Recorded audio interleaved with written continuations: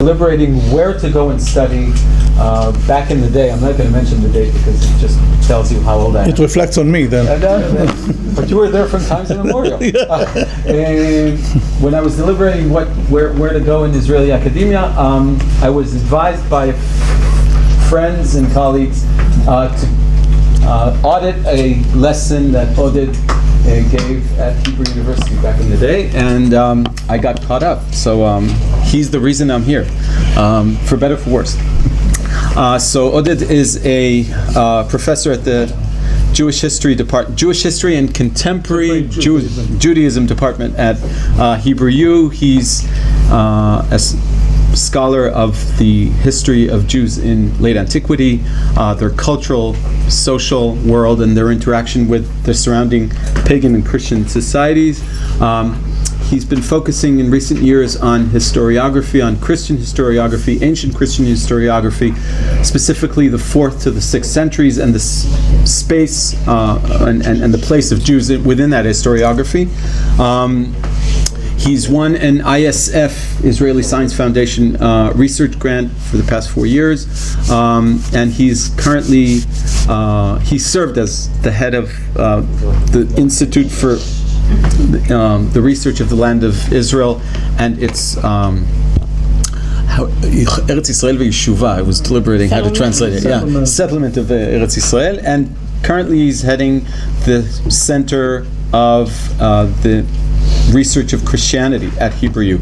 And today he's going to talk to us about the development of sacred space and politics of sacred space in Caesarea. As the British say, thank you for having me. I'm very delighted to be here. If you go back in time, Ephraim, I began my career in Ben Gurion, and then I shifted to other places, ended up in Jerusalem over 25 years ago. So this is sort of a return journey for me to a very delightful place which took me in at my early stages of my career. Actually, what I'm going to present today is sort of a sketch of a work in progress which I've been working on for the recent period. It's the translation, annotated translation of Martyrs of Palestine, written by Eusebius of Caesarea, which I'm doing with the great help and I would say collaboration of my doctoral student Osnat Rantz, who is here with us today, and also began and it's going with sort of its introduction, annotated notes, and a translation into Hebrew of the text, of the original text, or whatever we have as named as the original text, which remained intact in full in Syriac only. So I'll begin my presentation. In today's presentation, I intend to discuss a small time capsule, one in which a minor but nonetheless crucial shift in the Christian notion of space, that is, holy space, and time took place. I would like, however, to remain cautious about my ultimate claim that whatever it was that took shape at that restricted nugget of time, i.e. during the first decade of the 4th century, was formed and articulated inadvertently by its instigated, i.e. Eusebius of Caesarea. Finally, I believe that if accepted, this presentation ushers in a minor chronological corrective to the communis opinio concerning the conceptual inception of the idea of the Christian Holy Land, pushing it slightly back in time from its Constantinian era, that is from the 3rd and 4th decades of the 4th century, to the cusp of the Constantinian period. To be more precise, to the beginning of the 2nd decade of the 4th century. At the center of my discussion of the events of this galvanizing formative decade in the history of the early Christianity stands an understudied treatise, The Martyrs of Palestine. And last but not least, its author, the church father Eusebius of Caesarea, who shortly after composing this idiosyncratic treatise was appointed as bishop of Caesarea Maritima, the Roman provincial capital of Palestine, and served as its prelate for many years, in fact until his death in 339 CE. However, before we get down to more concrete textual business, a terse introduction is in order. The first decade of the 4th century of the Common Era serves as a formidable turning point in the steering history of the early Christians. For them, it was indeed a fast-moving transition, whereby the years between 303 and 311 CE, better known as the years of the Great Persecutions, were followed by a quick resurgence of the Christian self-image due to the Edict of Toleration. However we assess that document, I have in mind the quite recent rejection of its authenticity by Tim Barnes, and in turn followed by a sensational vibe presenting the notion of divine retribution noted out against Christianity's persecutors, as voiced by the Christian writer Lactantius in his De Mortibus Persecutorum, written in 314, 315 CE, some would push it to 316 CE. Pushed a further stage in his Divina Institutiones, which was written slightly later. Those spread worldwide are records of the attacks on Christians during the decade of universal persecutions on their churches, their property confiscated or destroyed, and above all, the atrocities carried out against them still remain rather scanty.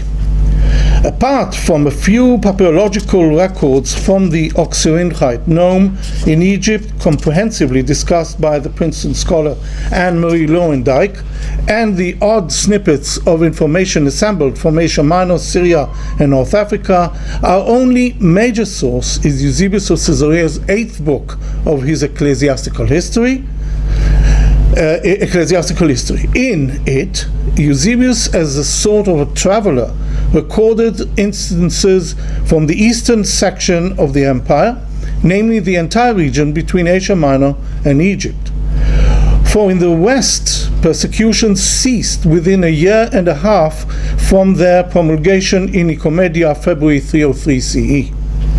However, the bulk of what we know and the fuller glimpse of the horrendous oppression of the Christians we are exposed to via his understudied, as I said before, treatise and its gory details, the Martyrs of Palestine. Hereafter I will refer to it as MP. Not Member of Parliament, but MP. The MP was composed in two phases. The first following the initial publication of the so-called Edict of Tolerance by Galerius in 311, and a revised version right after the final cessation of violence in 313 CE. During his long career, Eusebius was subjected to many accusations and slanders, among them one that had everything to do with the period under scrutiny here, a fact that might have scarred him more than the others. For some reason or another, he, at the time a minister of the Church of Caesarea, managed to escape unscathed from the persecutions. This fact later haunted him and raised some questions about his integrity. In one instance, at least in an Egyptian confessor named Potamon, maimed by the Romans, burst out in public against Eusebius.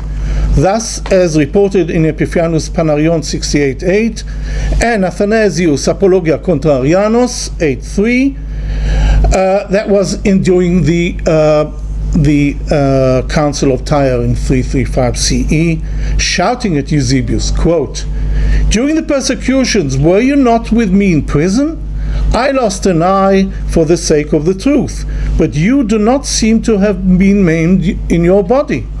How did you leave the prison? If you did not promise those inflicting the torture of persecution on us to perform something wicked, Where were you when we all suffered the brunt of the Roman persecutions? End of quote. If this incident is indeed authentic and to be accepted at face value, Eusebius had a great stake in the presentation of these events. We, at least, many generations later, are very fortunate to have Eusebius take the position of a CNN reporter, though qualifying this assessment of Eusebius' presence is Tim Barnes' claim that during that decade of horrendous events, Eusebius was on the road, traveling through Egypt, Arabia, and in other locations. Addressing this very point, I'd add that the following. Taking my cue from the very recent novel assessment of Eusebius' understanding of the essence of Christian martyrdom, as reflected in his most famous magnum opus, the Historia Ecclesiastica, it becomes quite apparent that according to Eusebius, the call of duty for Christian clerics, in most cases bishops, in trying times such as persecutions, went beyond the urge of momentary display of imitatio Christi, i.e. the perfection act of martyrdom. Their duty was to assist and guide their flock, and hence the notion of flight from persecution was to be accepted, if not commended. Be that as it may, it is our contention that Eusebius, being the quintessential homo politicus of his day, made in his account a formidable effort to link the martyrdom accounts to urgent political aspirations. And if some of you had time to read the article on Eusebius, either in Hebrew or in English, so you get a picture of this guy as was a quintessential. I called him as the representative of the dark side of the moon, using this. The time has come to shift our gaze from the main protagonist of our discussion to his treatise, The Martyrs of Palestine, which in my humble judgment encapsulates the earliest signs of a newly constructed terra sancta, albeit in a very confined area. This fairly systematic account, comprising of dates and locations and some other unique data, came down to us in two recensions, the shorter in the original language Greek incorporated in the Historia Ecclesiastica manuscript tradition, and a longer one based on the version written by Eusebius in 311 following the Edict of Galerius, which survived in Syriac from 411 CE within the famous corpus of Rabula, and published by William Cureton back in 1861, and a few other Greek fragments which were preserved in some hagiographical cycles. The other treatise to be noted in this context is the 8th book, as I mentioned, of this history, which survived in a rewritten, abbreviated and containing additions from the resumed final stage of the persecution, as well as more general presentation of the period, tacked on in the years 313, 314 to the second edition of the history.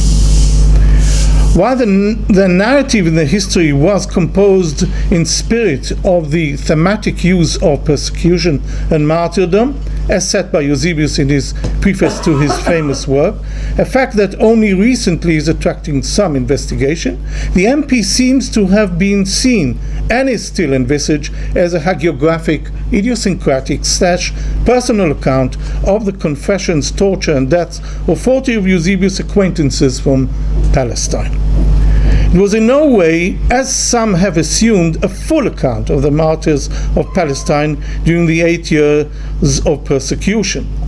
Having said that, it should not be regarded either as an eyewitness record in the full sense of the word, for there are sections in it, noticed already by Cureton, that describe events occurring on the same day but at a great distance from each other, like Caesarea and Antioch.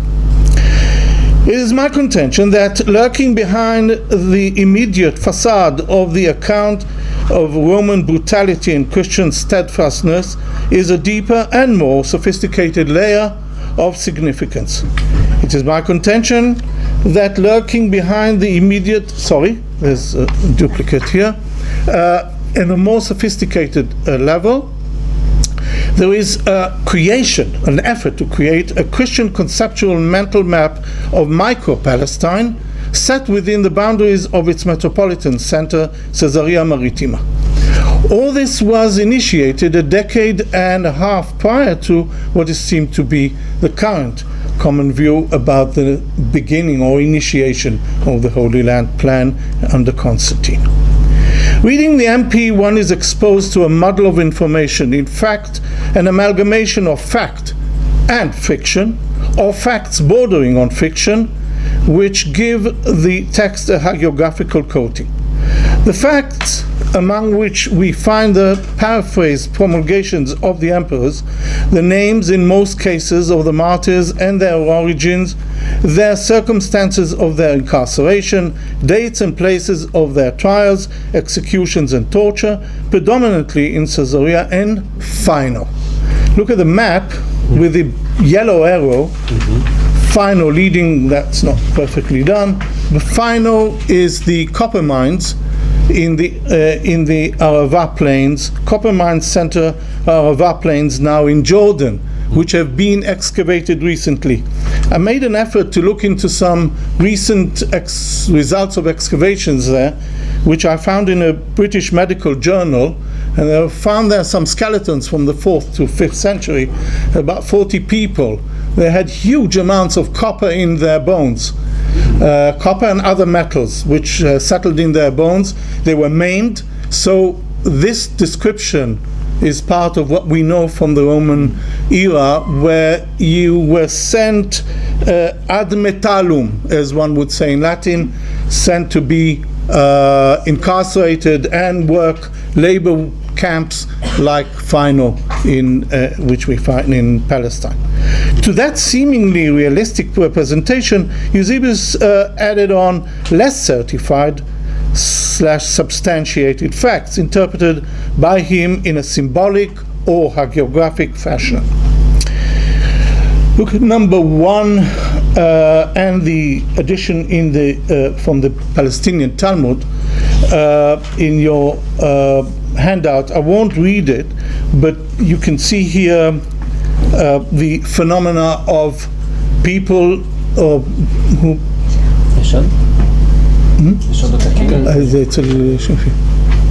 Are there any more handouts?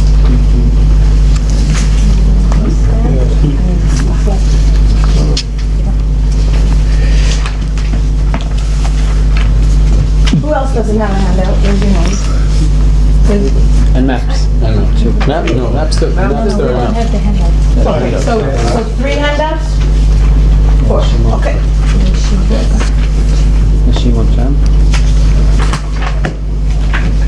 Sorry. That's fine. The phenomena of the waves sort of vomiting, so to say, the body of a martyr to the shores, and then the crying, the poles dripping with tears, are a result of probably 2 phenomena which we can trace into some measure. 2 Galilean synagogues which have been excavated already some decades ago show signs of an earthquake around early 4th century. Earthquake which was a widespread earthquake and might have had its center in the Eastern Mediterranean. Hence the tsunami. Tsunami in the Mediterranean is a very, very rare phenomenon. As you well know, I mean, that's very simple to gather.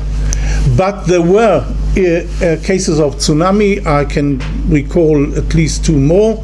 The one in 363, perhaps, the famous Julianic case where we had a huge earthquake, but there might have been one 2 years later in the Aegean, which has sent sort of waves and ripples through the Mediterranean, eastern Mediterranean, which the water burst against the banks of Alexandria, Beirut, all along the Mediterranean coast, eastern Mediterranean coast. That's in 365, and another one in 550, which might have been, in a way that I've dealt with elsewhere, might have been sort of an instigator or sort of an omen for the outburst of the Samaritan revolt in 551 in Roman Palestine. So these things have to be seen as eschatological phenomena. These are apocalyptic phenomena, and this is how they were treated by people at that age. So every earthquake was, or many of the earthquakes were noted, and in some cases they generated also liturgical dating. So if we look at that in that way, we understand. So given that, we have this phenomena of the body being spit out by the, but not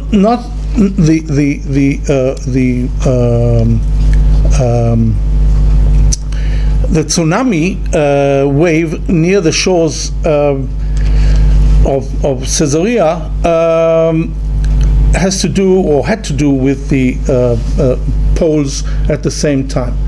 Unfortunately enough, this treatise, the Martyrs of Palestine, the MP, was hardly dealt with by historians, or those Jewish historians, and hardly dealt out anyway by also patristic scholars.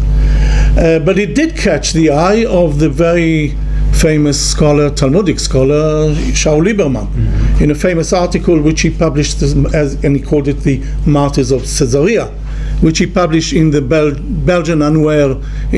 Funnily enough, it was published during the Second World War, between 1939 and 1944, where he saw and used this dating of the story here, around 309, to date a phenomenon which you see from the IrShai, from the Palestinian Talmud, where we have the story about the weeping poles of Caesarea, when Rabbi Habau, the most famous scholar of Caesarea, died. So he connected the two. Now, without going into details, and he was already criticized for doing so, connecting the two, but if we look at it carefully, the phenomenon itself, even if we don't accept it at face value, does have some resemblance with the idea which is discussed by we haven't got time, by the opposing parties in the text itself, between the Kutaya, the Samaritans, or probably other heretics, who claim that actually the poles are either sweating,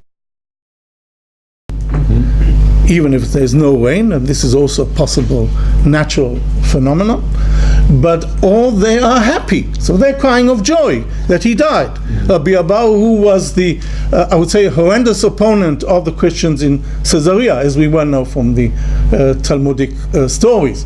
Now, either way, if we continue with the text itself, about the tension between those who are distant and those who are near, without going into explanation, it has some sort of resemblance to the second half, which is in number 2. If you read it carefully, and we have no time to read it, you see the way this is discussed as a man against stone. Stone weeps, man doesn't, etc., etc. So some sort of, I would say, nodding we can find in this text to what Lieberman stated, but this is far beyond our needs now. On another level, the text seems to be a cross between a register of court records and self-documented set of scenes, something that he admits being witness to in his more generalized description in the course of the 8th book of the Historia Ecclesiastica. These are the more conspicuous layers of the text. A closer reading, however, reveals a deeper, more implicit layer comprising of disparate components, which when pieced together exposes a whole new and meaningful world. There it is that Eusebius' account transcends or traverses into a different terrain altogether. Let us carefully explore some of these instances. You haven't got them in the handout, so I'll spell it out. Bearing in mind that all along Eusebius claimed that the martyrs in his account were, quote, those with whom I was personally conversant, and that they may associate with me with them, MP Preface 8, one is struck by the special attention attributed by him to the places of origin of the various martyrs, quote, those of whom the whole people of Palestine glories. The latter statement should not be read in a simplistic factual manner, but rather as a reflection indeed of a living image of the boundaries and thriving centers of Christendom in contemporary Roman Palestine. That's map 1, which is without the arrows. Map 1, which you have. Now, there is a small mistake here. I must admit, if there are late antique scholars here, they might deride me for that. Palestina Prima, Secunda, and Tertia are later inventions. But they're in the map because I can use it for other matters too. So whatever you say, these are later developments in the Roman administration. So Palestina Prima, first Palestine, Caesarea was the metropolitan of that province, and which all the other spots, like the famous Scythopolis, Beit She'an, became later the capital of Palestina Secunda, also big important center, and Eleutheropolis, which is Beit Govrin, for those who are Beit Govrin, and Diospolis and Sepphoris, which is mentioned in the other text. Where's Diospolis? Diospolis is Lod. The centrality of the locations within the narrative is set in a somewhat implicit manner through the repeated inquiries of the Roman officials of all ranks when questioning the incarcerated Christians as to their places of sojourn. To that one may add the following observation gleaned from the text itself. Eusebius was in the business of enhancing, if not inflating, the local list of martyrs by incorporating in his account some from outside Roman Palestine, thus domesticating them or branding them as locals. Such was the case of Timolaus of Pontus and Dionysius of Tripolis in Phoenicia, MP 3.1 and 4.1. Note also Aphianus from Lycia, to whom we shall return later on in greater length, who came to Caesarea to study and was martyred there in 306 CE. The Egyptians from Thebais, subjected to torture and maimed in Caesarea Sepphoris, the city of the Jews, and then sent to the Palestinian mines, is another case. Now, this is a very interesting case, and if you look at in the text, which is number 4, I transposed here 3 and 4, there's some sort of conundrum here. If you read the text, especially a geographical conundrum. If you want to send people from Caesarea to Phino, you don't send them via a detour, via Sepphoris. You would send them via Diospolis. So there must be some sort, and there is in the manuscripts, there is some sort of questioning whether the name of the town was not Caesarea but Diospolis, which could easily be a change or some sort of manuscript variation which came about at the time, or when the copyist was not aware of the geography of Roman Palestine, because Diospolis is situated on one of the main routes leading down from Caesarea to Jerusalem, or to the Jordan Valley and south along the Dead Sea, or through the Negev, let's say Beersheba, towards the Arava Plains to get to Phino. So you wouldn't do all this round too unless you have some sort of ulterior motive, which you can notice in the text itself if you read it carefully. Now, what's important here, that on the other hand, Dio Caesarea did serve in a later generation, in the time of Valens and just beyond it, that is between the 60s and 70s of the 4th century, as what we would say re-education center for heretical Christians. And Christians from Egypt were sent to Dio Caesarea for re-education. Some of the little brothers, monks from Egypt, were sent for re-education. As Scythopolis Beit Sha'an was a re-education center for some bishops from Europe, like Lucifer of Cagliaris and Eusebius of Vercellae from Sicily. They were sent, and this we know via Epiphanius in his famous story of Joseph the Comes.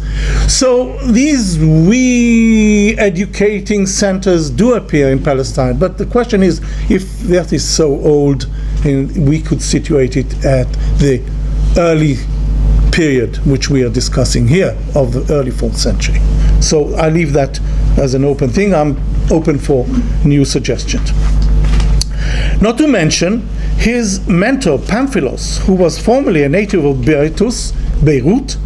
This again might perhaps sound quite straightforward, but Eusebius went a step further in the same effort to bolster, so to say, his territorial gain. As in the instances described and suffering incurred by Palestinian martyrs in other places, explicitly and emphatically deriding them as to be part of the local brotherhood of martyrs, as was the case of Zacchaeus. And I'm quoting, you have it in front of you in 3, handout number 3, and on the same day as the blessed martyr, who were the companions of the house, he was perfected in his confession, and though it was at Antioch that he fought and became a martyr, yet being a Palestinian he may rightly be reckoned among the company of the martyrs of this our country. This is domestication of the first order. Someone who is martyred elsewhere is seen by him as part of the local list of martyrs. It has a lot of repercussions when you prepare these diptychs, church diptychs, where you commemorate these martyrs. Here we have a clear streak of possessiveness on Eusebius' part, which played in neatly with his local micro-patriotism, expressed time and again in utterances like, "in the midst of our land," end of quote, or "the martyrs on the soil of Palestine," again, end of quote. Where was all that leading to? In several occasions in the text, Eusebius padded his account with descriptions of travel, especially, but not exclusively, real or aspired in the loftiest sense, to Caesarea. Caesarea, the Roman governor's headquarters and center of the Roman justice machinery in Roman Palestine, would be the obvious place for sending the imprisoned Christians to be tried and thrown to the beasts in the arena, or place them in sack to be thrown into the sea. All these details appear in the text. However, Eusebius advances local Caesarean self-promotion in another manner too, by embellishing his city as the aspired locus of learning, the sublime things of God, triumphing over the base world of the heathens, but at the same time also proving to to be the martyr's final destination in a predestined journey to the heavenly realms of perfected saints. This component in the text tied in well with the Eusebian portrayal of the martyrs as belonging to a local, ascetic, philosophic community living under the auspices of Pamphilus the deacon, as asserted and comprehensively demonstrated in a somewhat recent Yale dissertation by Liz Penland, though the fine-tuning asserted here is missing from that otherwise instructive study. Such journeys to perfection were carried out by foreigners too. That was the fate of the Egyptians traveling to bring food to confessors in Cilicia and stopped on the way in Caesarea and domesticated too. Or that of Theodosia, a virgin from Tyre whose innocent encounter with a group of confessors in Caesarea brought about her savage torture and later also her death, MP 7. The most fascinating and revealing journey in this respect, however, one which encapsulates the above and more, for it was comprised of reality and fantasy, nature and miracle, was that of Aphianus, or Epiphanius, these are different manuscript readings, of Lycia or Lydia, whose entire life, from cradle to the burning stake of martyrdom, is narrated by Eusebius. I dare say that his story is the quintessential tale of martyrdom in the entire Eusebian account. Let us give it a closer look. That's number 5 in the handout. It's a lengthy text, but you can follow me because I'm describing what's in it. Born in Lycia into an affluent and dignified family, and before reaching 20 sent to Berytus, an Ivy League center of rhetoric and law studies, to acquire higher education. There, though, quote, amassing varied learning, was not overcome by the society and intercourse of the young, but embraced absolute chastity and sobriety, end of quote. He next returned home to his parents' hearth, and instead of settling down, he became restless. Unable to countenance his relatives' conduct, quote, he quitted secretly the life there, and, guided on his journey by power of God, arrived at this city of ours, Caesarea. Remember, at this city of ours, Caesarea, which is also, I would say, very straightforward, but also added up here, it has some further, I would say, cachet. With a faith, where he had been prepared for him the exceeding precious crown of martyrdom. After being trained by Pamphilus in the divine studies and instructed in the sacred scriptures, he was ready for his final journey on the path of perfected martyrdom. The final phase of his journey did not resemble any of his contemporaries, at least in Eusebius' description, all of whose martyrdom was caused by their casual or incidental encounter with the Roman persecutors. Rather, this was a defiant, suicidal encounter. This is my view of that. I mean, you can read it in that way. With no less than Urbanus, the contemporary savage Roman governor of Palestine, in much the same manner as the Hasmonean Mattathias in the book of Maccabees. Whether true or a figment of Eusebius' imagination, it goes without saying that major components of Aphianus' biography resembled, at least in Eusebius' eyes and local residents of the older generation, the life story of another memorable youth enlightened and converted in Caesarea in the golden age of the much-esteemed 3rd century church father Origen. That was his young disciple Gregory Thaumaturgus, Gregory the Wonder Worker, though his fate was much more ordinary. He left Caesarea and opened new centers of Christianity.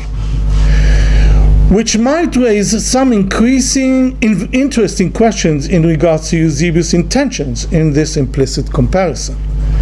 This parallel, no doubt, enhanced the sense of local genealogy of spiritual descent by Origen, followed by Pamphilus and their two sets of disciples. In that way, Origen is Eusebius' spiritual grandfather, because he was a teacher of Pamphilus and then who was a teacher of Eusebius. So we have some sort of genealogy here. In sum, Aphianus' martyrdom tale is indeed a wonderful narrative on the young attaining, quote, the mold of gravity or gravitas of a triumphant journey over evil powers, a story of conversion or migration of the soul within the inner self, or from this world to the perfected world of the saints. Returning to Eusebius' presentation, the most meaningful stages of Aphianus' biography took place, no doubt, in Caesarea, which is presented to us as the new contemporary Palestinian locale serving as an axis between heaven and earth, all due to its martyrs. However, the land of the martyrs, which was sketched out before us by Eusebius, was devoid of one place, Jerusalem. Here it was that Eusebius' political censors, boosted by his theological reservations based on the local originist heritage of playing down the notion of a local Palestinian innate sense of divine sanctity, were working overtime. Though this particular point was discussed extensively in Peter Walker's study from 1990, Holy City, Holy Places, and later slightly modified by Robert Wilken in his seminal study, The Land Called Holy, it was never considered against the backdrop of Eusebius's MP. Thus, reading carefully through the MP, one encounters only the name of Aelia Capitolina, the official and renowned Hadrianic colonial name for Jerusalem. Such was the case of Procopius, the first on Eusebius' list, martyred in 303-304 CE, about whom he says, now Aelia was his place of birth, but he lived at Scythopolis, where he held 3 ministries. Or another, Pamphilus, a deacon from the church of Aelia.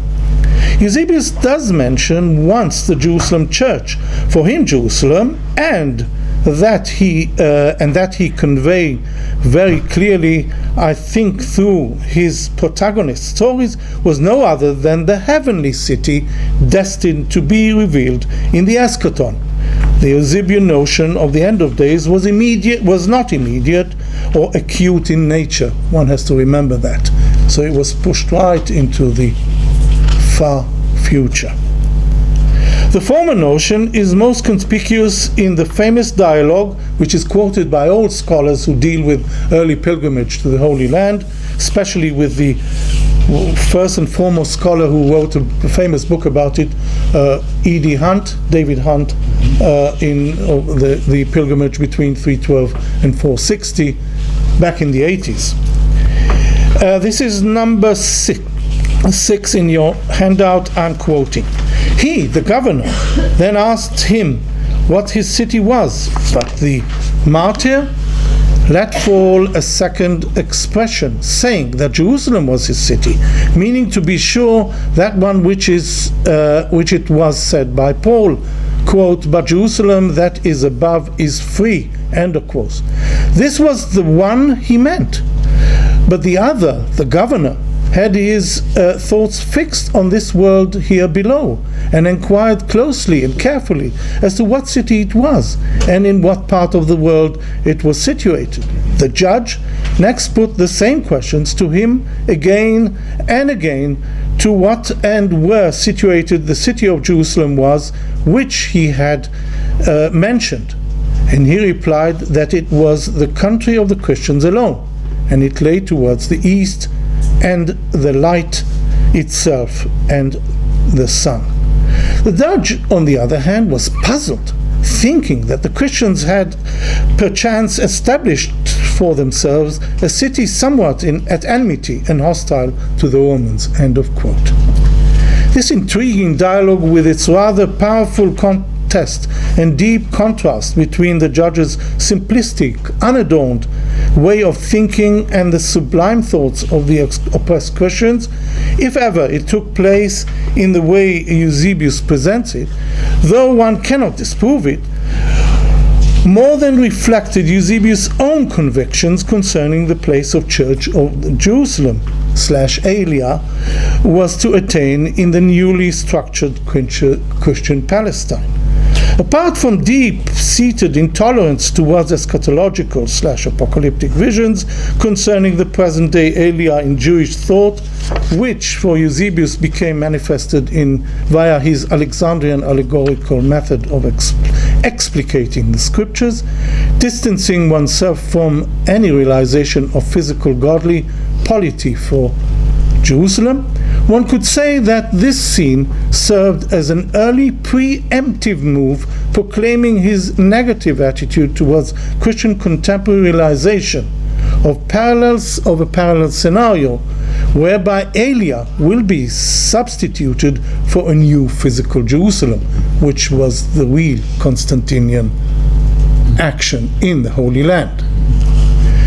If I'm right, we witness here the earliest expressions of implicit opposition, which was later to spiral into deep and lingering animosity for most of the 4th century, between the sees of metropolitan Caesarea and the historical see of the Mother Church in Jerusalem.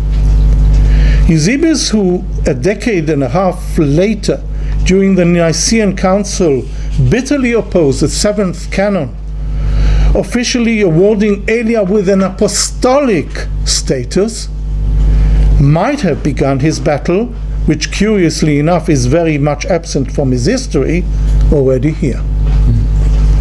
Another central component in Eusebius' narrative concerns the emerging local cult of martyrs.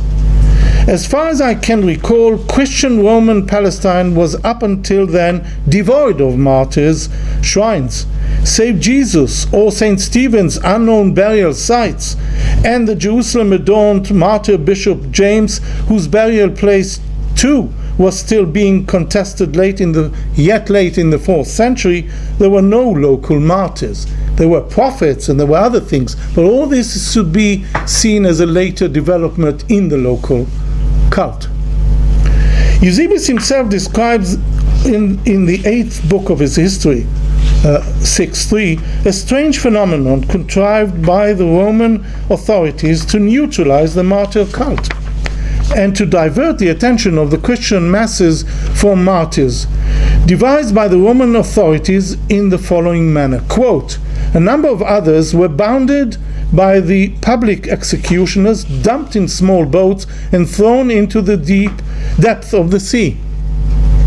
As for the imperial servants already dead and committed to the ground with fitting ceremony, they were dug up by their so-called masters, who thought it advisable to start again and throw them into the sea, with the absurd notion that as they lay in the graves, some people would worship them in the belief that they were gods.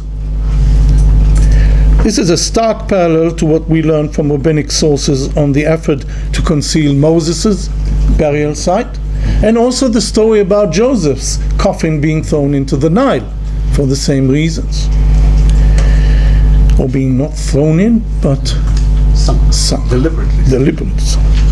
However, in the Sea of Caesarea, such malevolent machinations were miraculously eliminated by the deep, heavenly, earthly accord, as in the fate of Aphianus' body, when tied up and thrown into the sea. A sudden tsunami, the wave cast out the body of the martyr to the... No, okay.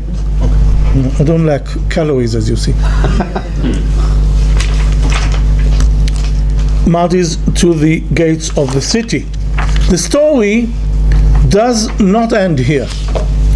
On this very same occasion, Eusebius exposes the need to set in motion a commemorative liturgical ceremony to mark the event and seal its memory for posterity.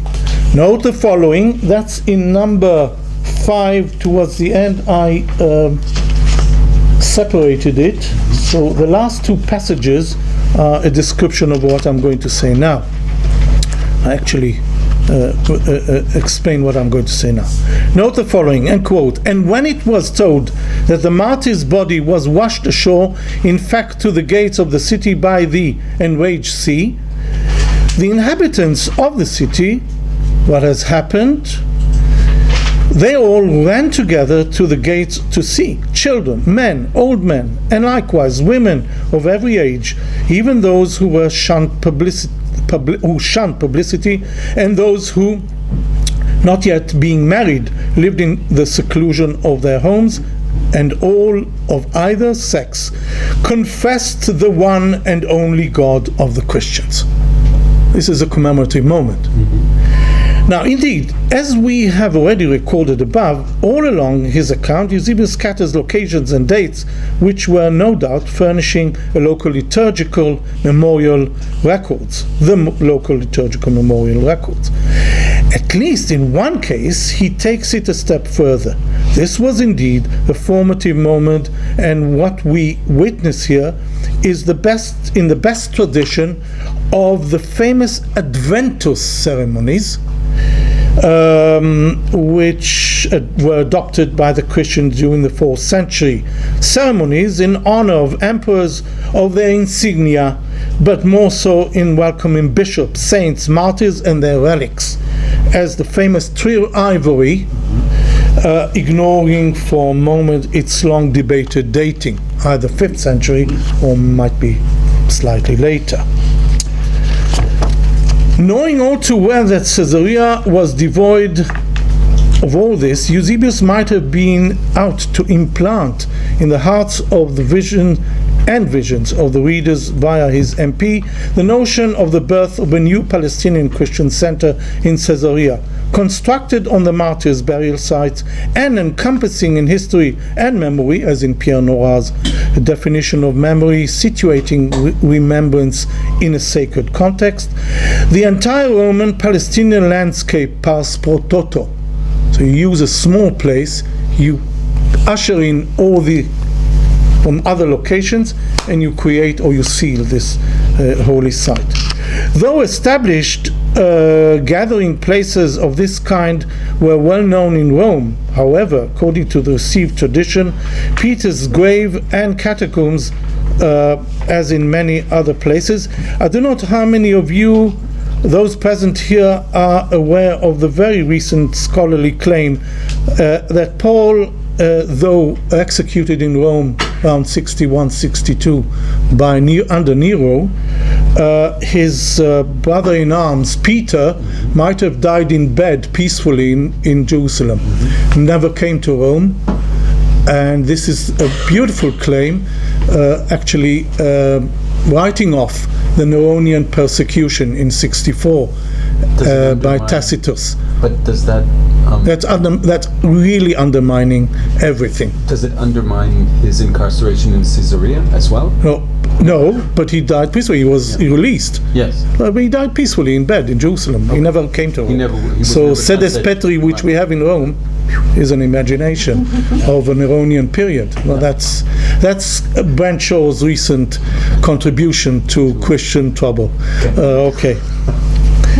And it has stirred a huge amount of animosity.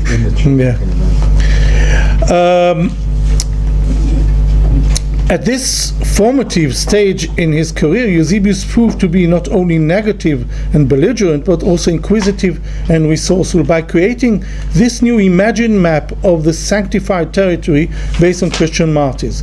Indeed, this instance reflecting, so it seems, the earliest seeds of the what was to become a full-fledged cult of martyrs in the in the mid and later part of the 4th century has so far been overlooked by contemporary scholarship. It certainly predates by decades similar efforts known from the West, those by Damasus of Rome and Ambrose of Milan.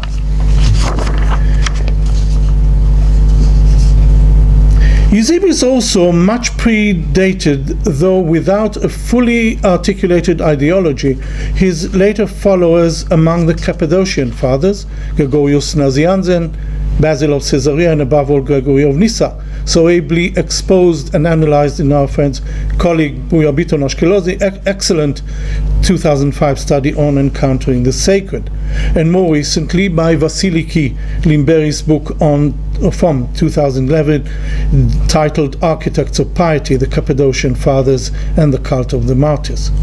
Gregory of Nyssa wrote in the early 80s of the 4th century a deriding letter on pilgrimage to the Holy Land, at the same and at the same time claiming local Cappadocian sanctity due to the localized cult of martyrs, our martyrs.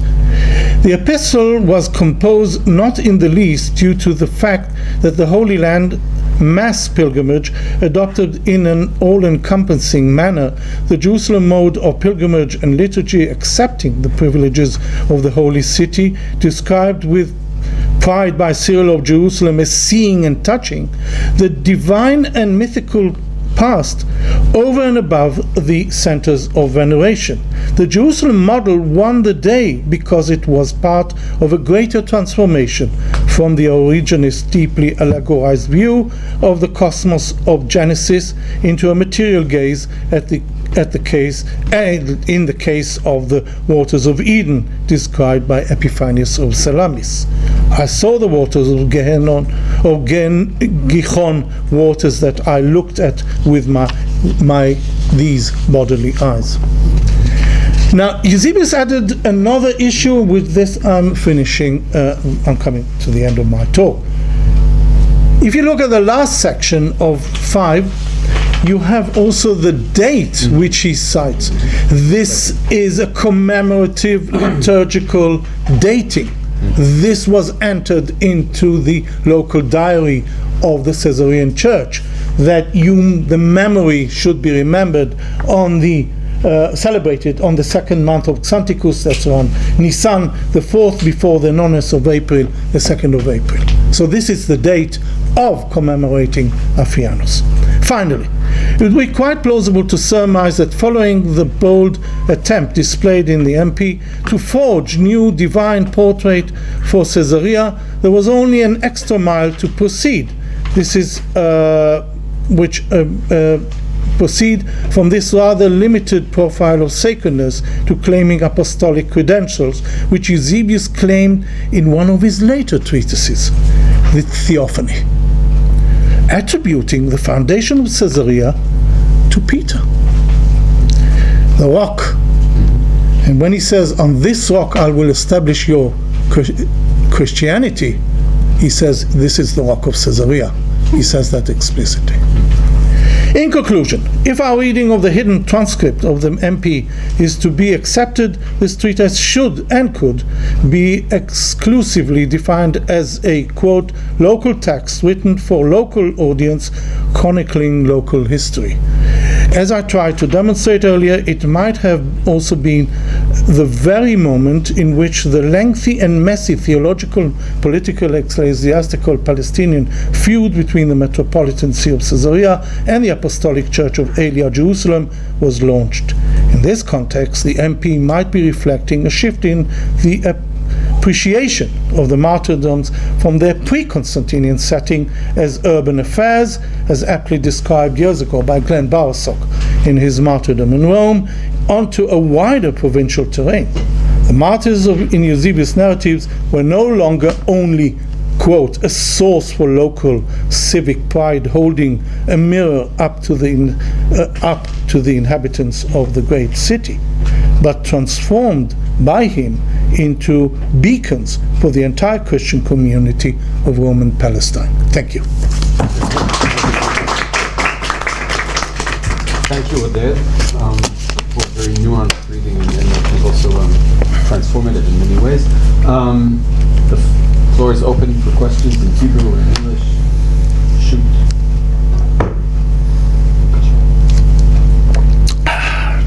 Am I to take that as acceptance? It's compelling, I must say. So I want to ask if no one plunged into the waters. You're saying that this is a local text intended for a local audience, and you highlighted the tension between Caesarea Maritima and Elia and Eusebius as a representative of the Caesarean kind of party, as we would say. To what extent this was followed up in local geography? In other words, in the local geography of Caesarea, after the wave of persecutions, do we see the establishment of churches where we find the relics of the martyrs are the relics of the martyrs that were not martyred in Caesarea, but, as you said, elsewhere, and the tradition was kind of pulled in by the text? Were they translated to Caesarea? Is there a follow-up on this?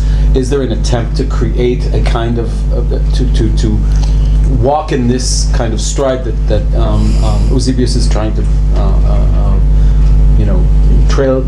be a trailblazer? Do you see it also in actual finds, or is this an attempt that kind of died out and It's very difficult because we haven't got records from other churches as to this thing. So you might say this phenomenon was a one-off. Mm-hmm. But on the other hand, I don't think it petered out, but it did transform into the establishment of a strong political stance of Metropolitan Caesarea, who was devoid of everything and suddenly sees itself in a way as competing with Jerusalem, not because it's only a metropolitan center, but it also because of its sanctity, religious sanctity, which is sort of enhanced and I would say invigorated by Eusebius. You need someone in the stature of Eusebius to continue this game in this very same manner. He was the bishop. He was the bishop. Right. But I think his followers were usually small politicians who wanted the politics rather than the art. So they meddled with the nominations in other churches. They meddled all along the 4th century with the nominations in Jerusalem in a way to keep them down. Even if they have an apostolic status, they should not really see themselves as competing with a metropolitan center, which was in accordance with the canon law. Metropolitan bishops were really the, I would say, the bosses. But Jerusalem asserted its position because of its apostolic status. So we have here two, I would say, worlds which are competing on the same ground. Here he wants to, if I'm right, he wants to secure some additional power for himself in a, I would say, distanced, envisaged journey as a metropolitan bishop, because he was right after that was appointed as the local bishop. But towards the end of the century, in early 5th century, if we read carefully Sozomen the historian, we do see a new creation of centers, small centers, but not around martyrs, but suddenly the surfacing of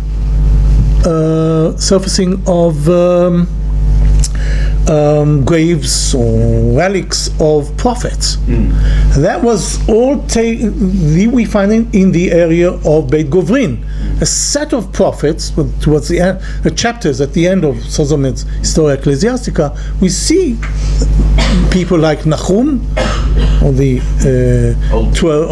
prophets, Chavakuk, all unearthed in the area of Eleutheropolis, and shrines, or at least places of memory are situated or constructed around their graves. I mean, these are all, I would say, and to this we could tie the Vitae Prophetarum, which was sort of published by David Satran a few years ago, as part of a wider text or wider reading of this area. Come the second decade of the 5th century, we suddenly unearth a very old friend of ours, the proto-martyr, Stephen. He's unearthed near Diospolis, but there's a big race for his relics, and the Bishop of Jerusalem takes hold of it, and Lucianus, the monk who discovered it, in the I would say the hearth of Rabban Gamliel, which is another issue here, says he left very little for us, and he wanted to take it to the Western country. So he took most of the body of Stephen, according to this, but he placed it where it belongs, in Jerusalem. So there is some sort of contest going on. Whatever you find, somebody is trying to get hold of it. But these relics travel far, to Constantinopolis, to Minorca, where they are instantaneous in the conversion they instigate the mass conversion of the in 418 of the local thing, and also in North Africa, where they are big miracles are created. So, but we haven't got full records. So your question is excellent, because it doesn't show any continuum in that sense. But I think he was not actually interested in a real continuum, because he was very happy with that, with what he achieved there. Yes, please. Thank you. I want to push you on the history from text point. Yeah. We touched a little bit about this with the Yerushalmi passage and Yugaman's assumption, and also Brad Shaw's question, and especially when we talk about martyrdom acts. That's a question that's been raised recently. Candida Mosnos things, and others as well. How far can we take this historically when we know that this is Sifrut Meguyeset? Recruited, enlisted literature. It has a very specific purpose, theological purpose. We know that these are, so, Canada takes it very far, right? Says nothing, we should be, Canada Moss, it should be, none of this is historical, this is all, Second Temple motifs that are borrowed, etc., etc. But what do you do with that? Context. He's writing within the same time to the people who supposedly witnessed this. Can he pull it off? Yeah. She says they have an agenda, right? And all of them, they write. It's true that they write, in time and place. But he's writing history. He's not writing, a letter to his friend. Even with a letter to his friend, that's a different point. But I'm saying he's writing a history, and he's building. We're 2019, and we're reading what he thinks about Martyrs. It worked, but so. What do you do with that question? Thank you. Candida Moss, whom I know well, she, of all the what we would call instances of persecution, takes this story, the Martyrs of Palestine, as true. I remember that part, definitely. Yeah, she treats the others, Pionius, Polycarpus, even Perpetua and all the others, as made up stories and serving later agendas of Christians. But this, she says, is rather more accurate, and because of all the other persecutions, there were only two other universal persecutions. This one, the great persecutions, and the persecutions in the days of Decius, 250, 251. From both persecutions, we have real other parallel, I would say, documentation. Papyri from Egypt, real bills of people denouncing heathenism or pouring libations and bringing the settle, as one would say, bringing the libelli obviously they cheated on all this. I mean, they sent other people in this and that, like in elections where and they did it, but nonetheless, these are real stories. And Anne-Marie Lowendyk, who worked on the papyri from early 4th century, brought or unearthed a few very, I would say, powerful texts where this is truly the case. So Candida Moss does accept this. But if I go to the extreme, Tim Barnes, who's a positivistic scholar, he takes it at face value. This all happened. I find myself somewhat more weary of Eusebius, as I try to show in the case of Aphianus, where he uses other tropes in order to build up a case. Nonetheless, I do believe that these stories did take place, not, I wouldn't say, in the way they are described in detail here, but this gives us a further edge, because then we can expose their literary tropes to be used as a teaching or creating a mental picture for the local Christians, or even broadcasting abroad. So I do agree with it. We have to be careful with what he says as a historian, but on the other hand, of all the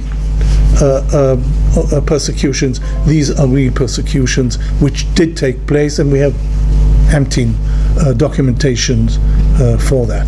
So I wouldn't sort of... Did take place, but not necessarily the... Not necessarily or fully, but I believe that many of these stories probably did, not in the same way, but this is part of the work which has to be done on these texts, and I would push it, taking your initiation, your idea, I would push it towards a more literary text rather than taking it face value. Oh, quite a few. Yeah. Martyrs, yeah. Thank you so much for your very interesting lecture. As a Syriac scholar, I would be very interested in the manuscript situation of this work of Eusebius of Caesarea. As you perhaps know, there is a Syriac version of Eusebius' History of the Martyrs in Palestine, edited and translated by Breton in 1861. 61, yes, and republished in 2010. According to Asemani, the work actually was written in Syria. What is your opinion about this? I don't agree with that. Now, I'm following the more modern thing, because the Greek fragments which remained of the short recension and of the entire story point to a wider recension of it in Greek, which was lost. So this is a copy with additions by the Syriac, I would say, copyists. Yes. And it remained in one big British Library manuscript. The story of its dissemination is very difficult to trace, and I've been sort of looking into it with the help of Syriac scholars. I've been discussing it with Sergei Minov, who is an expert on this in this field. So it's a bit patchy. But we do have some Latin fragments, some Greek fragments, and the Historia Ecclesiastica Book 8, which I mentioned in the course of. So we haven't got a full picture. The only picture is by that manuscript published by William Cureton in 1861. That's a... Maybe an additional question. Yeah. Was Eusebius able to speak Syriac? No, I don't think so. No, I doubt that very much. He was a Greek scholar. I think his Hebrew was very weak too. So that I caught him on another instance. But he had so many people working for him in the academia in Caesarea, among them Jews, very learned Jews. So he could make use of their knowledge in Aramaic or Hebrew and all that, sort of using the work of Origen, the Hexapla and all that, for his biblical exegesis. So He was a thoroughly Greek scholar, but I wouldn't say he knew other languages. I doubt whether he knew Syriac. Thank you. Thank you so much. Thank you. I've been thinking about pilgrimage literature and about some literary figures and mythological figures that also appear there. And one thing is that about the whipping stone. So in 15th century Jerusalem, pilgrims to the Holy Sepulchre tell about the columns that are at Helena's chapel, which constantly cry because of the death of Christ. Some of them, because it's the 15th century, so some of them also have their scientific observations or explanations, saying that it is a sort of how do you say it in Condensation. Yeah. And the other thing is about Agados Makom. I'm not sure how to say it in English. Local. And about Legends the of way Loki. they are used for political arguments. So I'm thinking about 6th century again Jerusalem, Bethlehem. Who was it? Antoninus. Piacenza? Yeah, either The traveler? or Piacenza. Yeah, Piacenza. I can't remember. One of the 6th century pilgrims. He tells of it was Theodosius. Oh. He tells of a stone, a sacred stone on which Mary, the Virgin Mary, sat, and this stone was one of the ministers of Constantinople wanted this stone to be part of his New Jerusalem. In Constantinople. And he was trying to take it out of the city. He couldn't lift it. You could, either by oxes or a very tough person. And so again, this is the idea of the place wants or doesn't want to have something which belongs to it. Afterwards, in the case of the pilgrimage legend, in the pilgrim's legend, the earth refuses to accept the body of this minister because he was trying to Relocate. Exactly. Yeah. Thank you. These are, I remember the crying, weeping pillars in Jerusalem. That's sort of an ongoing thing. Thank you for this 15th century reminder. But this goes back into the Greco-Roman world of weeping pillars, so it's nothing new. That's a trope which was known to Eusebius probably via his classical upbringing in one way or another, or was a common knowledge which we probably can trace back in time. But these stories of local legends of sanctity, they slowly develop once the pilgrimage world is being developed. Right. That is from 4th century. We are talking here about the earlier stage of all this, because prior to that, all the visitors to the Holy Land at least are branded as Bible tourists rather than pilgrims.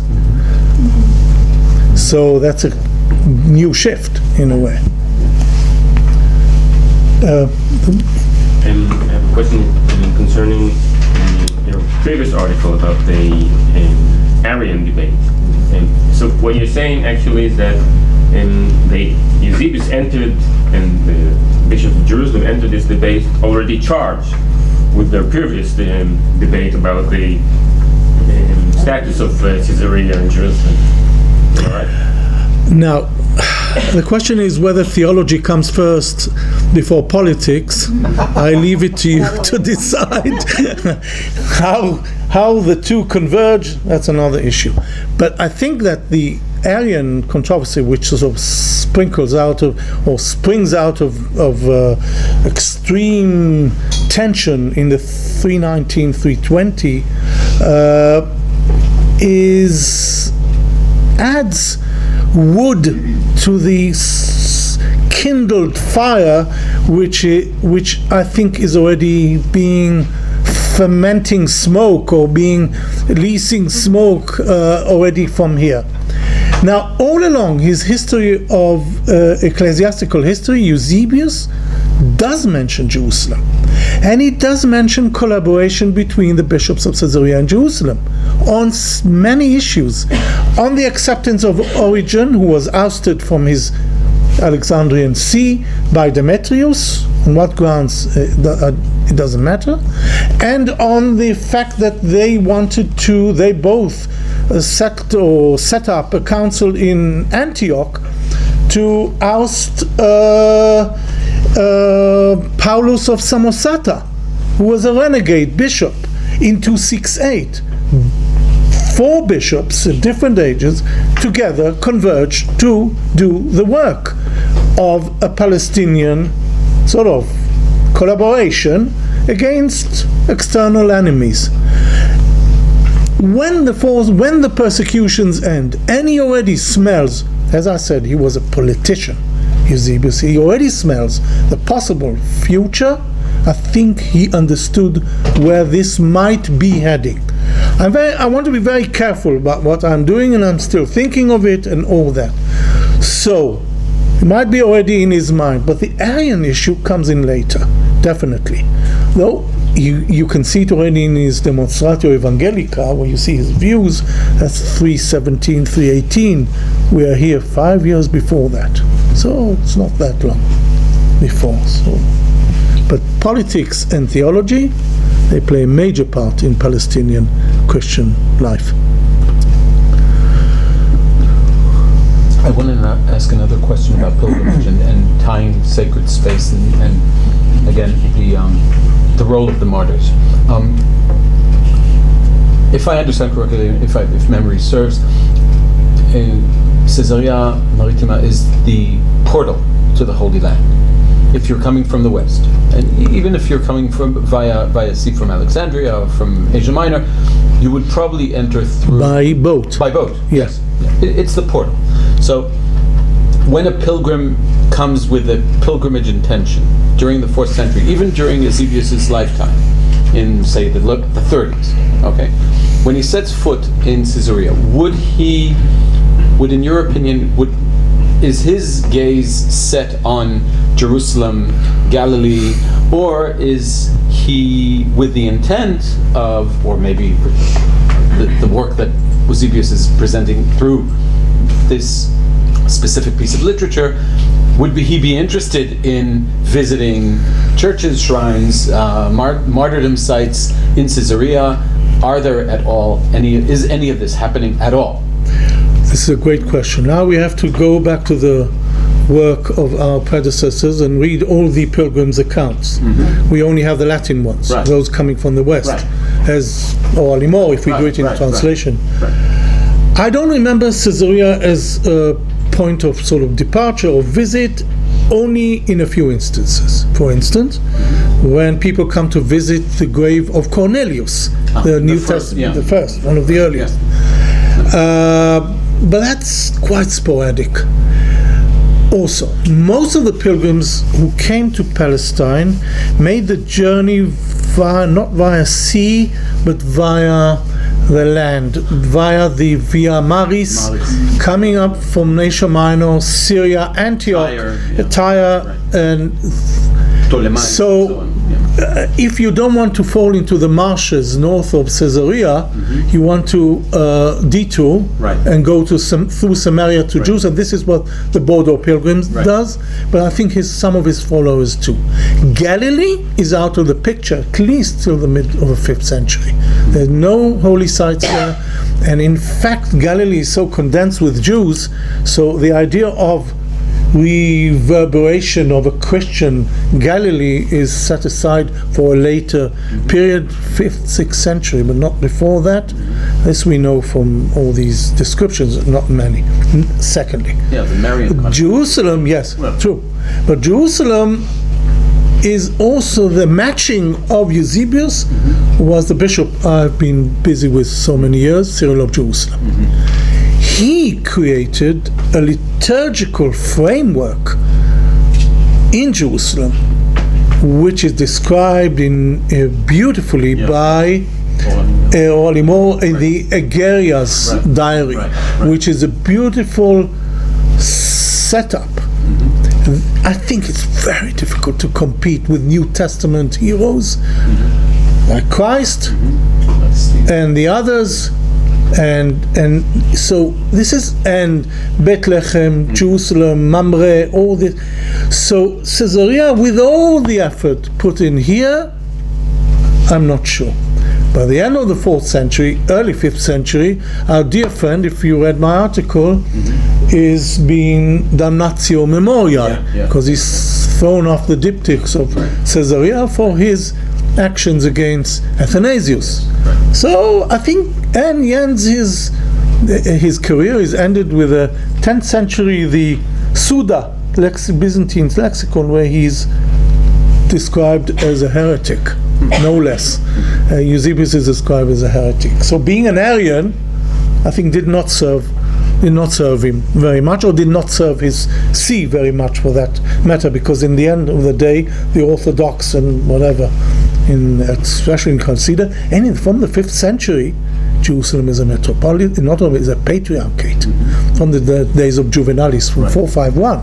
Oh, so it's by far more important than Caesarea.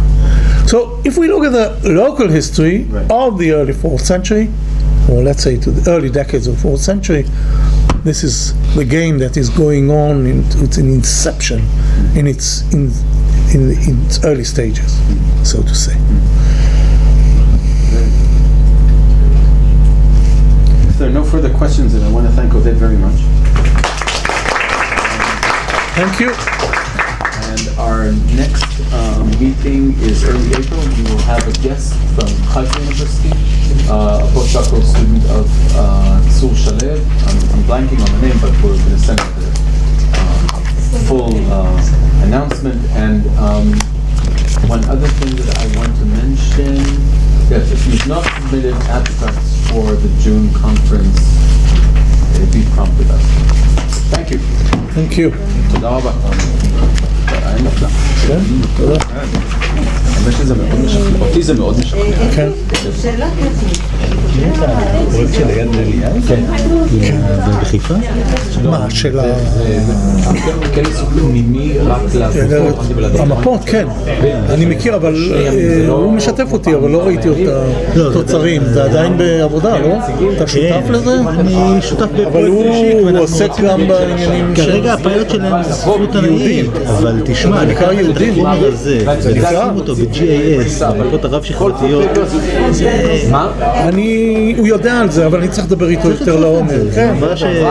קודם כל אני מאוד אוהב, כל נושא של היסטוריה לוקאלית, אני תמיד מוצא אותו... לא, אני חושב שיש פה הרבה חומר מעניין. לא, אני מוצא פה המון עניין בזה. אבל היכולת לחשוב על זה פתאום, כאילו לשים את הדברים האלה, משהו יצוף. לא, ודאי. שזה יצוף, כשזה יעלה... לא, אני חושב שאייל מכיר את הדברים האלה, יצאתי עליהם במקום אחר פעם וכולי, ואני עדיין עובד על זה יחד עם אסנת, ואנחנו מקבלים לפרסם את זה כטקסט מתורגם בעברית עם הערות.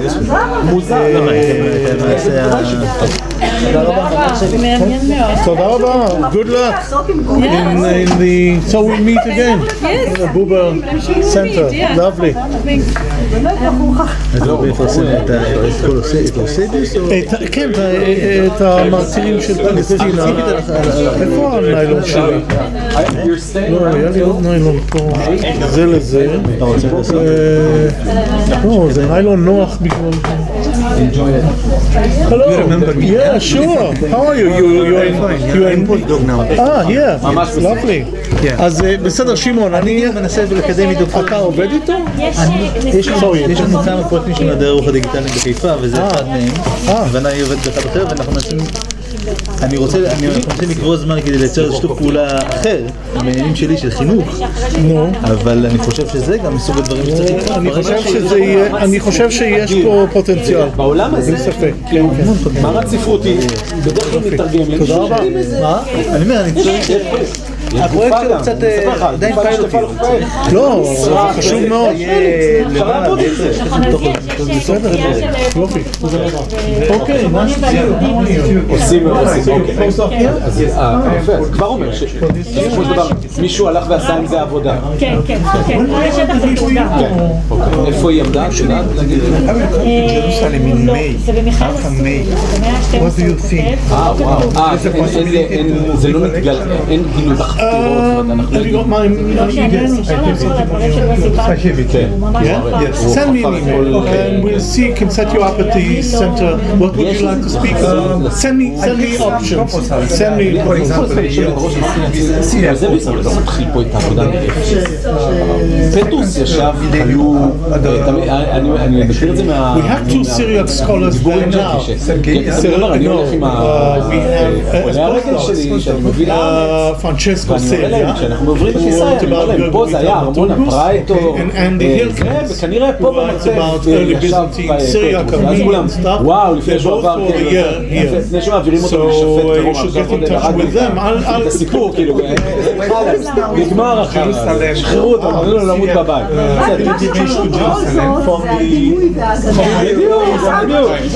לא, זאת אומרת, אוזביוס עובד עם חומר, זה לא שקיסריה היא, זה נקרא אליק שנולד מהים. אמנם קיסריה מריטימה, אבל יש שם מסורת נוצרית של מאסר פטרוס וכו'. זה בכלל, יש להתעסק עם זה, עובד עם זה, אני לא מכיר. So you might have a very common language with Andy Hilkens, especially because he works on Hilkens. He's from Ghent. You know him? You know the name? So follow him. Send me an email. I'll see if I can set you up for a lecture. יש דברים מדהימים Thank you. אבל דווקא לפטרוס הוא לא מתייחס, בכלל לא. זה ממש מעניין, כאילו כל הטקסט המוזר אני לא ידעתי שאתם תרגילים אותו, זה מעולה. אני מקווה, מה אתה אני מתעסק תואר שני על מרטיריון הגטוניקה. אני חושב שכדאי לבדוק את זה אצל דוקטורט שלי כתבתי על גגאובס ועל האספי ניסים וקדושים שלו. וכל העניין הזה של להשתמש, ליצור כאילו, אני קורא לזה הבניית זהות, שזה גם כן פה, כאילו יחסי כבוד, דרך סיפורי המרטירים, זה בדיוק מה שאני טוענת שגגאובס עושה, ואני גם קופצת שלב ומדברת על זה בתור היסטוריה כנסייתית לטינית ראשונה. אני ראיתי מישהו